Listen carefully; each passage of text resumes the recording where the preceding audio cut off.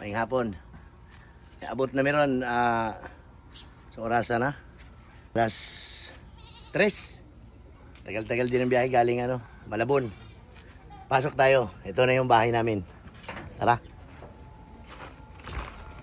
Dito makikita mo agad yung hallway. Dito yan. Tapos ito yung bahay namin. Yan, dyan. Tapos ito yung dito tayo.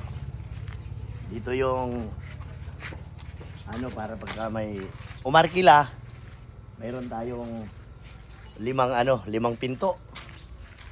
Meron din kaming upuan. Pasok tayo dito, pasok.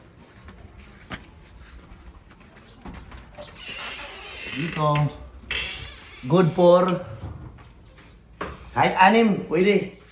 Pwede dito, kahit 6. May aircon. Malaki yung aircon. Banyo. May shower. Kompleto rin dito. Kompleto dito. Ganon din dito, parehas lang yan sila dito sa yung dalawa pang dito natitira. Dito tayo. Tara, dito naman tayo. Ito yung pangalawa. Parehas lang din yan doon sa inuna kong ipakita ko sa inyo. Ganon din yan loob niyan. Good for 6 pa rin yan siya. Ko yan, pagka mayroong umarkila ng swimming pool, pwede silang umarkila din dyan. Ayan. Pababa yan, pataas. Ito naman yung dalawang parehas din ng good for 4. 4 aircon din yan. Sa kabila, ganun din yung sa kabila. Parehas lang yan. Pagka gusto nyo mamasyal, pwede ka rito, tahimik na lugar lang dito. Ito, ang kaibahan lang dito, walang kubita sa loob. Yung nandun kasi, meron. Diyan, nandun na yung kubeta. Tapos meron tayong maliit na pispan. Meron. May mga tilapia.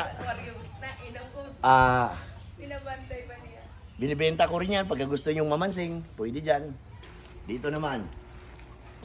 Dito, mayroon tayong pool.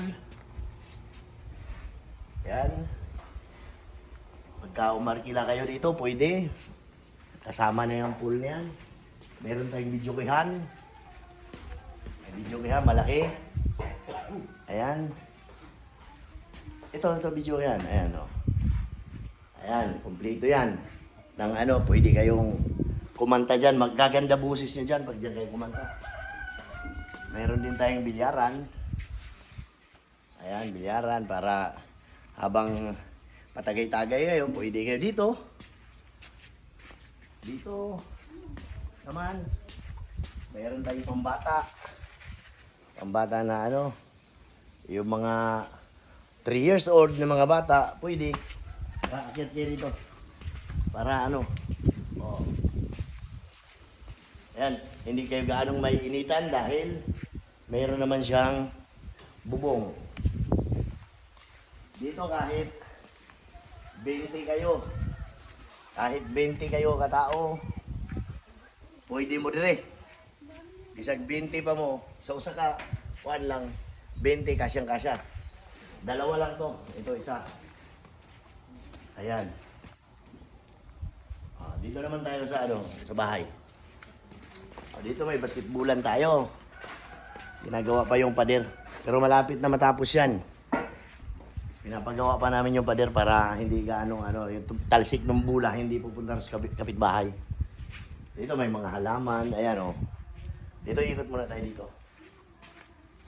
Ito yung mismong sa amin, yung bahay namin na tinutulugan. Kasi yung nandun puro mga arkila yun arkilahin.